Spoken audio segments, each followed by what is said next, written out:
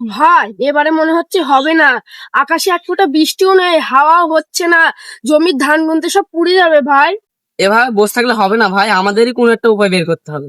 হ্যাঁ ভাই, একটা উপায় পেয়েছি। ওই ওখানে একটা পুকুর আছে, ওখান থেকে নালা কেটে পানি নিয়ে আসলেই ধানের ভুঁই সব বেঁচে যাবে। সেটা না হয় বুঝলাম ভাই, কিন্তু ওখান থেকে নালি কাটাটা খুব কষ্টের কাজ, আমরা পারবো নাকি দুজন মিলে? ভাই 3 বেলা 3 মুঠো খেতে গেলে ওরকম পরিশ্রম করতে হয় ভাই। চল ভাই দেখি। হ্যাঁ ভাই চল। ভাই আমি আর পাচ্ছি না, আমি চলে গেলাম। ভাই আর একটু কষ্ট কর, দেখ পানি চলে এসেছে, তাহলেই হয়ে যাবে। না ভাই আমি আর পাচ্ছি না, আমি চলে গেলাম। উফ, শান্তি। অবশেষে নালাটা কেটে পানিটা বেরোলো। এবার ধান কটা নিশ্চিন্তে পানি পাবে। দেখলে তো বন্ধুরা, বিপদে হার না মেনে চেষ্টা করলে আল্লাহ ঠিকই পথ দেখায়। পরিশ্রম আর বুদ্ধি একসাথে থাকলে অভাব আমাদের ছুঁতেই পারবে না।